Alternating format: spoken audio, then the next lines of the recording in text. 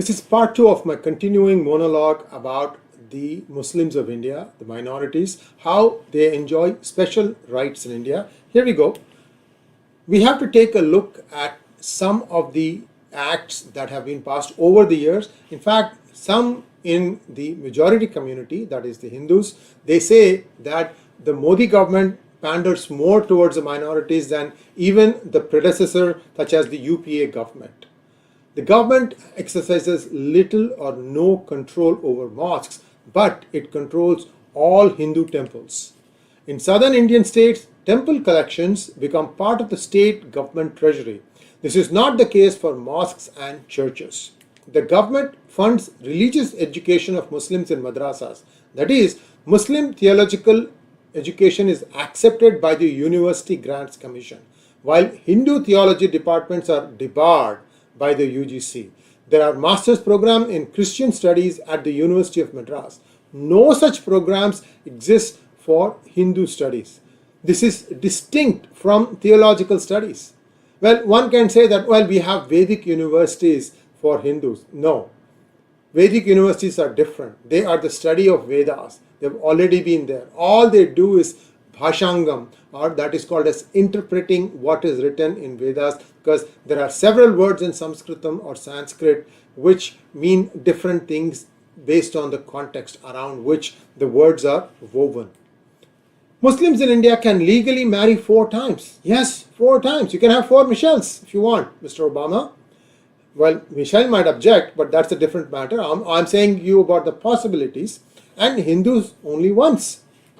Scheduled tribes who have converted to Islam or Christianity continue to be treated as scheduled tribes for the purposes of government benefits, and in cases of northeastern or northeast scheduled tribes, even post conversions, they do not pay income tax. That's right. In the northeast, if you are a scheduled tribe community, you don't pay taxes and you are standing up for the causes. Well, that might beg the question, why are we giving all these relaxations for some? Population increases symbolize the rights enjoyed.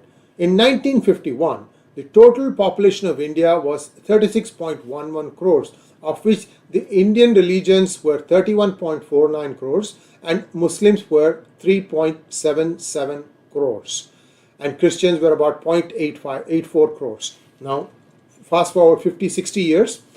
Today, or I should say the last time census were taken, that was in 2011, it was 121 crores and Muslims were 17.22 crores. And if you convert these into billions and millions, today the population is 1.21. Maybe this is 10 years ago. Now I think it's 1.4 billion. And the number of Muslims is 200 million. 200 million are Muslims in India. Hindus have virtually vanished from Muslim majority Pakistan and are continuously persecuted in Bangladesh. Both these places, the number of Hindus is dwindling down rapidly. Either they are forcibly converted or they are being forced to evacuate and come to India. 1971, 1947, I don't know how many times I have to tell you how many times Hindus had to flee Bangladesh and come settle in India. Today, if you look at the number of Muslims today, some people say 20 crores, some people say 25 crores. The 25 crores is almost 75% of the current US population. Expressed in crores, it is 33.49 crores. 75%. There's almost a US formed in India comprising of Muslims. Do you know that India has a separate law for Muslim charities? There's a board called the Waqf Board, and it is subjected to a different law. It receives grants from the government, but Hindu religious affairs are controlled by the government. In fact, the money that comes into Hindu temples is appropriated by the government. Some might say even misappropriated. The boards that are run by Waqf can fund their own religious education. All these things will, of course, be fine-tuned once UCC comes into effect, but that is still some distance away.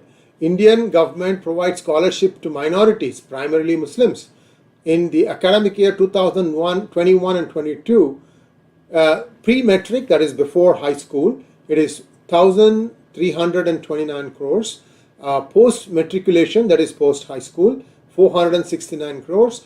professional courses like engineering, medicine, and so on, 353 crores.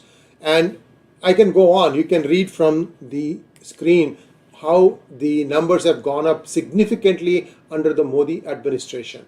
In matters of inheritance, Hindu women get equal share of the property of their the Hindu men, whereas in Muslims they get much less, much less, and they still exercise freedom because they are not under the same civil code as Hindus are, and that is one of the things that the Uniform Civil Code is trying to correct. I hope it happens, but the more important thing is, if anything, the Muslims in India are pampered.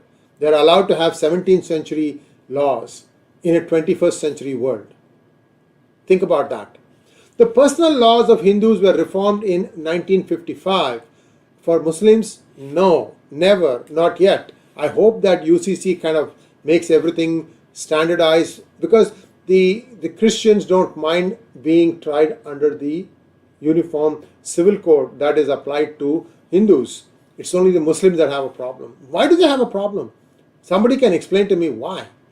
Right to Education Act. This is another disgusting piece of legislation that the UPA enacted.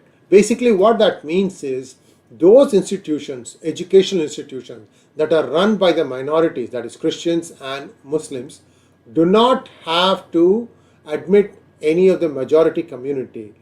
On the other hand, all the educational institutions run by the majority community, that is Hindus, have to set aside a certain percentage to include the minorities if the said minorities so wish to educate themselves. Now we are also hearing stories where sometimes some of the schools that are run by the Christian minorities are beginning to frown upon children who seem to be wearing like bindi or any traditional costume. They seem to want to not allow that, and that is very, very sad. Very sad. You cannot teach young children to hate somebody, and that's exactly what they are trying to do. And all this, where it's all starting? It is starting right here in the United States. Many church organizations are funding in Indian organizations to just do conversion. The bill for reservation of 27% seats for the OBC is not applicable to institutions of higher education run by minorities. In other words, minority-run colleges, universities do not have to implement the 27% reservations for OBC. I think that is unfair. Lending to minorities comes under priority sector lending. That means that minorities considered like Sikhs, Muslims, Christians, Zoroastrians, Buddhists and Jains, they have to be given an equitable portion of the credit. And this is one of the things that Modi has implemented as part of his 150-point program for welfare of minorities. It's again drawn a lot of flack because any loan should be given on the merits of what it is being given for. But anyway, these are some of the things that essentially is pandering to the minorities of the country. But Mr. Obama doesn't see all this stuff. In fact, Mr. Obama will not see all the outrages being committed against minorities, including his own Christians in Pakistan. They are not visible to him. Amazing blinkered vision. In 1993, the Supreme Court ordered payment of salaries to Imams. For others, such as Granthis, monks and Hindus, they don't have this. Many state governments also pay Imams and Christian priests salary or allowances. No such facility for Hindus. Does the US government pay salaries to Imams? I wonder. And this comes to the most important point that the US tries to use to beat Modi with. 59 Hindu women and children were burnt alive in Gujarat in 2002. Do you have anything to say about that? You keep saying that many Muslims were killed, but that was in retaliation to 59 women and children being burnt alive after those two compartments were doused with kerosene. Where did the kerosene come from? It's not instantaneous. And the people who did that have been caught and they have been sentenced now. You don't have anything to say to that. Just come back and say that, oh, Muslims got killed in the riots. Many Hindus died too. It's not a one-way street, Mr. Obama. Imagine if 59 Protestants were burnt alive in the US. How do you think the US government would have reacted? How do you think you would have reacted? And Hindus are the biggest victims of terrorism by minorities. Kashmir. How many Hindus have been driven out? 500,000, 5 lakhs. Who is going to give them the repatriation? How many people have been killed in the process? Has anyone talked about it? Why do you keep whining about non-existent problems that the minorities of India have?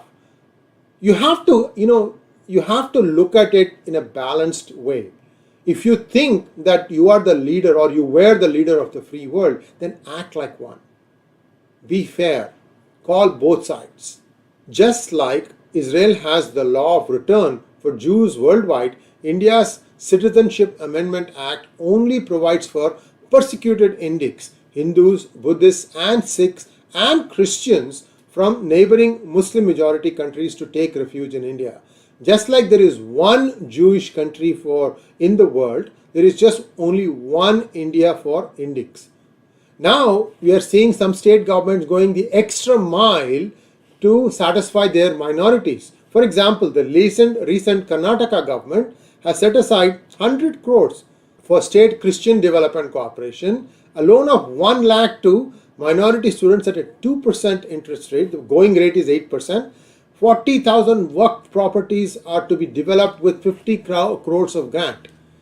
Well, you may want to compare the rights that India offers to Muslims with what the US offers to its minorities. Thanks for watching. Please like, share and subscribe to our channel and don't forget to click on the bell button for notifications. Namaskar.